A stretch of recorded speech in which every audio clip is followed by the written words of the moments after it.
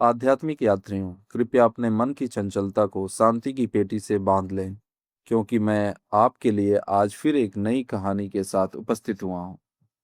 क्या आपको भी मेरी तरह आध्यात्मिक कथाएं पसंद हैं?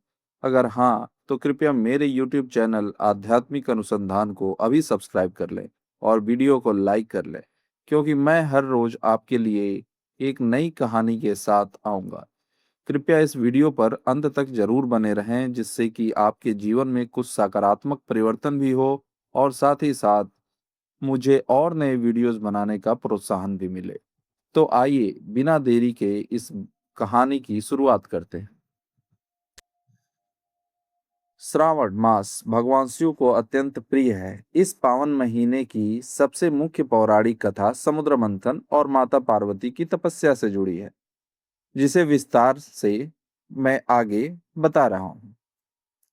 श्रावण मास के संबंध की मुख्य कथा समुद्र मंथन की है, जब भगवान शिव ने संसार की रक्षा के लिए हलाहल विष पिया था, जिससे उनका कंठ नीला हो गया था और वे नीलकंठ कहलाए।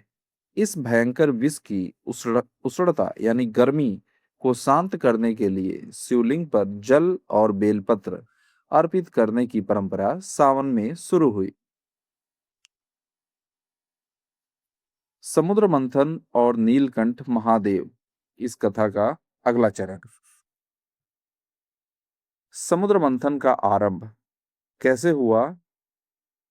पौराणिक काल में देवताओं और असुरों ने मिलकर क्षीर सागर, जो दूध का सागर भी कहा जाता है, क्षीर सागर का मंथन किया। इस मंथन का उद्देश्य अमृत प्राप्ति था, ताकि सृष्टि पर अमरता और विजय हासिल की जा सके।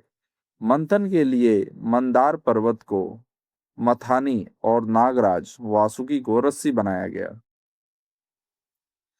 अमृत निकलने से पहले समुद्र से अत्यंत भयंकर और तीव्र हलाहल विष निकला। इस विष की गर्मी और ज्वाला से संपूर्ण ब्रह्मांड जलने लगा। त्रस्त होकर सभी देवता और असुर अपनी जान बचाने के लिए भगवान शिव जी की शरण में पहुंचे। करुणा और जीवों के कल्याण करने के लिए भोलेनाथ ने उस महाविष को अपनी हथेली पर लिया। भगवान शिव ने बिना संकोच पूरा विष पी लिया। विष शरीर में न फैले, इसलिए माता पार्वती ने उनके कंठ को अपने हाथों से थाम लिया। विष कंठ में ही रुक गया और उसका प्रभाव ऐसा था कि शिव जी का गला नीला पड़ गया। तभी से भगवान शिव का नाम नीलकंठ पड़ा। विष पीने के कारण भगवान शिव के शरीर में अत्यंत गर्मी बढ़ गई थी। इस तीव्र उष्णता यानी गर्मी को शांत करने और उनके आभा स्वरूप समस्त देवी देवताओं से उनके आभा स्वरूप समस्त देवी देवताओं ने उन पर जल, गंगा जल और ठंडी तासीर वाले बेलपत्र अर्पित किए। मान्यता है कि यह घटना श्रावण मास में हुई थी। तभी से हर साल सावन के महीने में भोलेनाथ को प्रसन्न करने और उनकी असीम कृपा पाने के लिए शिवलिंग पर जल, दूध और बेलपत्र का जलाभिषेक किया जाता है। अगला कथा माता पार्वती के मिलन की कथा है। तो चलिए इस कथा को शुरू करते हैं। पौराणिक कथाओं के अनुसार माता सती ने दक्ष के यज्ञ में अपने शरीर का त्याग किया था। इसके बाद उन्होंने अगले जन्म में हिमालय राज के यहाँ पुत्री पार्वती माता के रूप में जन्म लिया। माता पार्वती ने भगवान शिव को पुनः पति के रूप में पाने के लिए सावन के पूरे महीने में निराहार रहकर कठोर तपस्या की।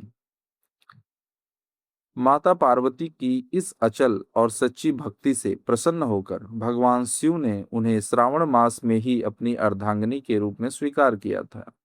इसी कारण विवाहित महिलाएं सुखी वैवाहिक जीवन और कुंवारी कन्याएं मनचाहा वर पाने के लिए सावन सोमवार का व्रत करती हैं और शिव पार्वती की पूजा करती हैं।